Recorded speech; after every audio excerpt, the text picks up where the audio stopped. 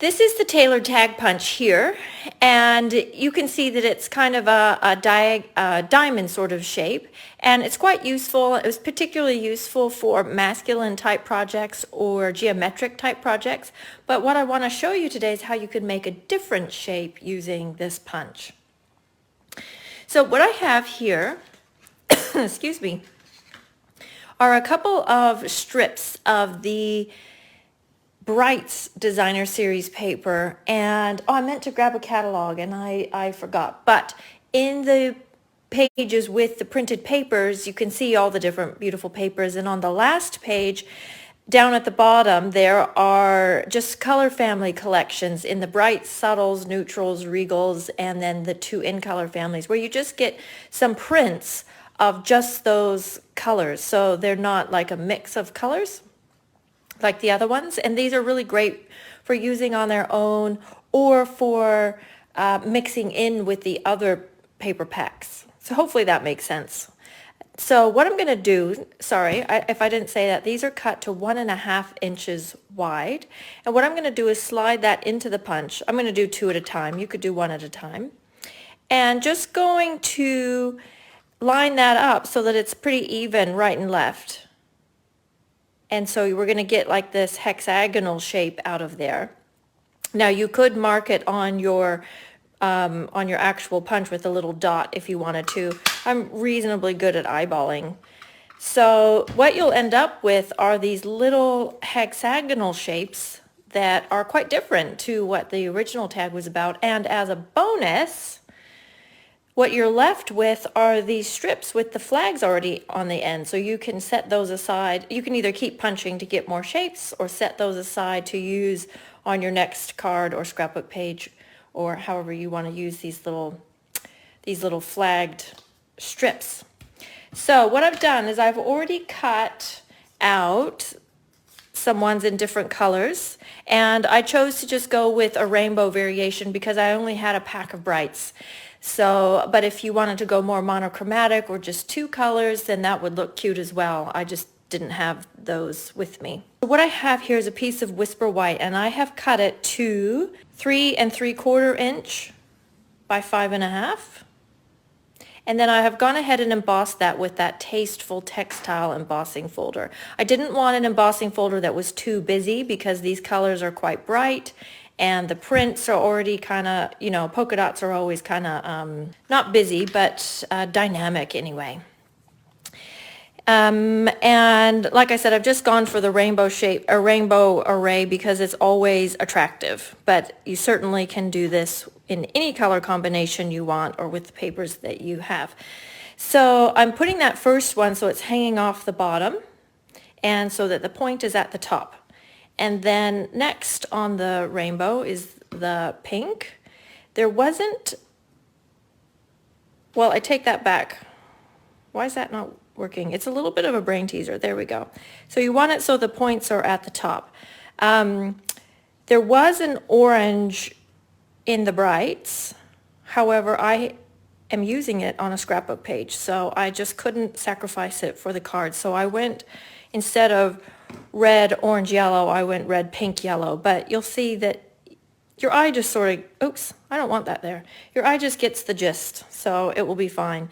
What I've also done is done a white one, and I've stamped It's a Happy Day, which I thought was appropriate for on a rainbow type card project. And I've got that from the Pretty Parasols stamp set, which I just think is so cute. I haven't actually used it yet till today, but I'm going to because I really, really like it. And I keep seeing in the camera this yellow mark on my hand. It's actually a bruise. I have no idea how I got a bruise on my hand like that. But it looks like I've been painting on my hand, which is not out of the realm of possibility. So I have put the It's a Happy Day up on dimensionals, and these colored ones are down flat. Or you could do some flat and some raised, you know, play around with that. And then I'm going to do the yellow then up above, like so. So we've got kind of that honeycomb look. And then next would be green, and then I'll put that off to the side again. And then the blue, this one is Bermuda Bay. Now I know that in New Zealand, and probably correctly, I'm missing a color.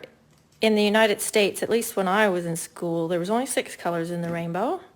I don't know if that's changed or if that's just a cultural difference. But in any case, I know that we're missing the indigo, but like I said, your eye still tells you that's a rainbow. So I feel like I can be forgiven for this.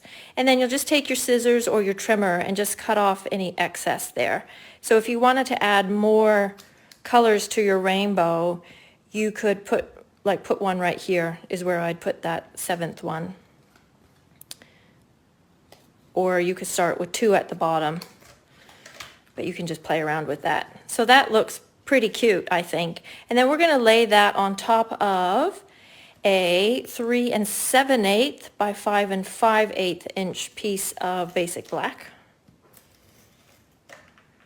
And this is the Seal Plus that I'm using. And I'm quite liking those.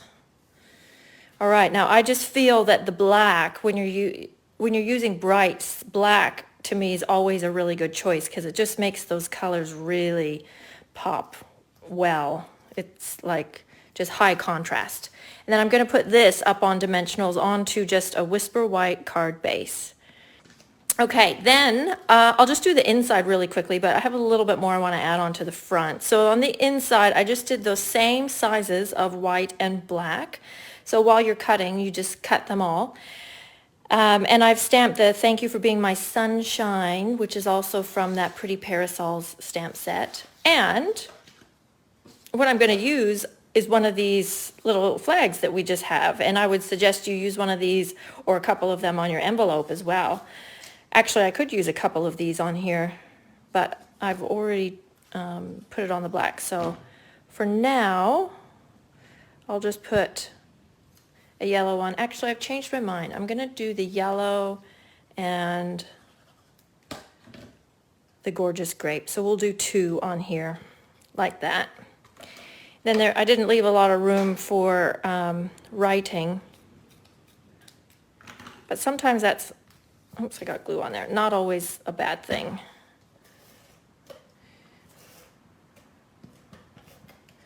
Okay. I actually like how that looks together. Okay, so you've got a nice happy card front and a nice happy inside as well. Then on the inside, I'm just going to add a couple of elements. Now this twine, the black and white twine, is from the Playful Pets suite. So you get it in a pack of real red ribbon. And I'm going to cut off a length of 2 pieces of the twine, and I'm just going to tie those into a bow together. So you may have a different way you like to do it, but what I would do is just make 2 loops and just knot those 2 loops together like that. And then you'll just adjust it from there. Just carefully pull those tails till it's about the size you want. I'm gonna call that pretty good. And then use a glue dot to stick that on. And I'm gonna put it about like that. And see, I've got tails that are quite long. Now, normally I like the look of a little frayed edge, but not for this card. I want this to be quite clean and bright. So, and I'm gonna make those tails kind of together. I think if they were separated, the 2 tails, it would look a little spider-like. So I'm just gonna have them so that they're just 1 tail, but you can see 2 loops on the ribbon. And then the last thing I'm going to do is use the Playing with Patterns resin dots and just add a little, well, actually I'll use the biggest dot onto that It's a Happy Day, just to give it a little bit of dimension on there. And I'm sure that you can play around with this and come up with some even more cool combinations, but that's just a really quick, easy idea for using up your scraps, and also another way to get use out of your tailored tag punch. Thanks for watching, everyone. Have a good rest of your evening. Bye-bye.